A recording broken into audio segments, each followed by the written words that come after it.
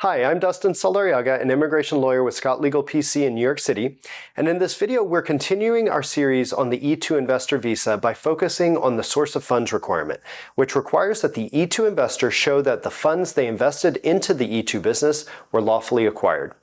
Before we dive in, if you're interested in more information about the E-2 visa requirements, we've posted to our YouTube channel our full webinar on the E-2 visa. We also share a lot of free information about the E-2 visa and other visas on our blog. We'll link to both our blog and our YouTube channel below. Finally, please remember that no video or blog post can replace the value of working directly with an immigration lawyer who can navigate the specific nuances of your application. So let's take a look at the E-2 source of funds requirement.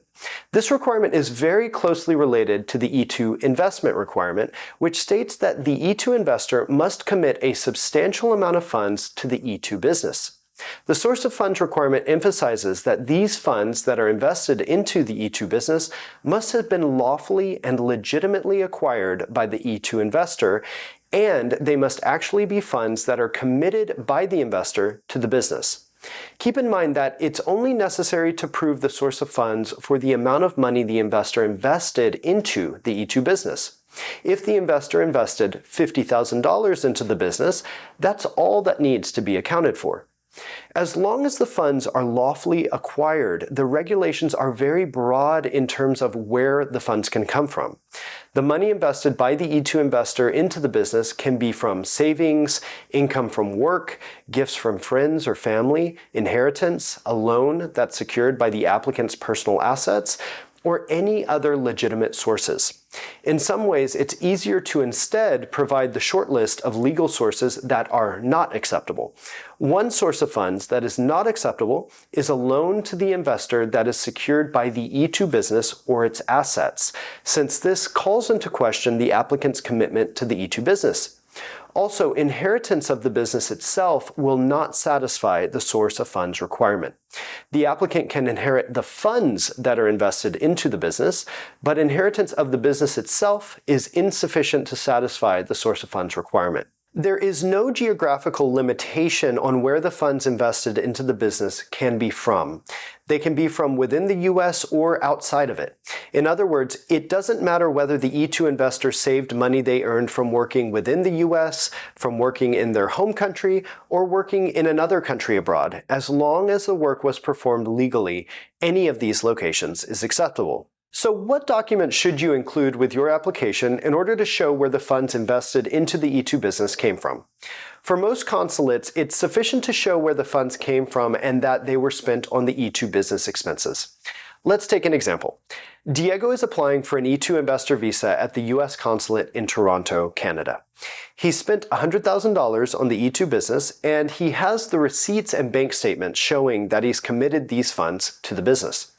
Diego saved the $100,000 from working a full-time job over the past 3 years. In his application, he will want to include his tax returns from the past 3 years, showing that he received these funds as income from work. He should also include payroll records, further showing that he did in fact receive these funds from his work. Since he's applying at a consulate, a sample of payroll records for 3 to 6 months would likely be sufficient. For those who are within the US and want to apply for a change of status to E-2 through USCIS, it's critical to keep in mind that USCIS applies much higher scrutiny to the source of funds than most consulates do, often requiring that each dollar invested into the E-2 business is traced from its source to the E-2 business. In the earlier example, USCIS may expect to receive all of Diego's payroll records for the entire 3-year period. USCIS will also want to see that the bank account Diego used to receive his work income and then to purchase business-related expenditures maintained a balance showing that the funds did in fact come from his work income. Finally, if Diego transferred funds between his personal or business accounts, USCIS will want to see statements from each account showing the withdrawal and receipt of all funds, along with transfer receipts.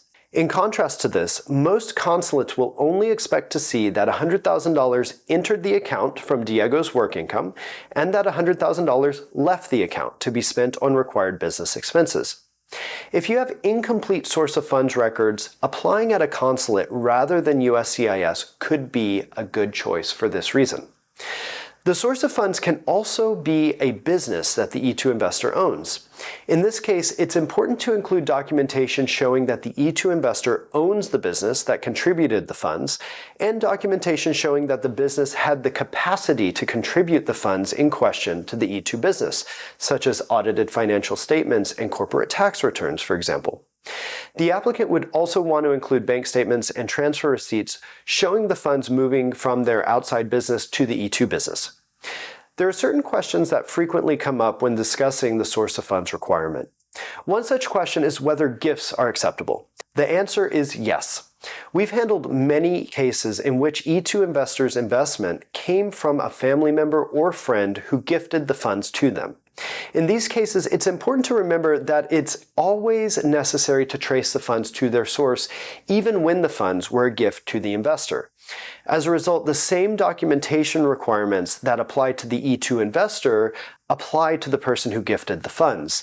This could mean that the person gifting the funds might need to provide their tax returns showing their work income, or documents showing that they sold a piece of property, for example, wherever the funds came from that they gifted to the investor. Loans are also an acceptable source of funds so long as they are not secured by the E-2 business or its assets. Remember that the investment must be at risk, which the government considers to determine whether the investor is truly committed to the E-2 business. As with other sources of funds, documentation is critical.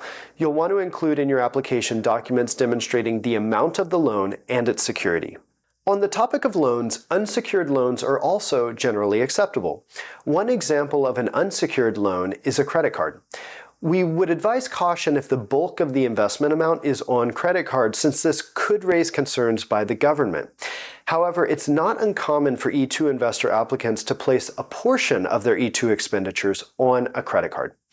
Do keep in mind that as soon as you pay off your credit card bill, you'll need to account for where the money you used to pay the credit card bill came from. We hope this video about the E-2 visa source of funds requirement was helpful. If it was, please click the like and subscribe buttons to stay updated on future videos about visa options and travel to the US. Thank you for watching.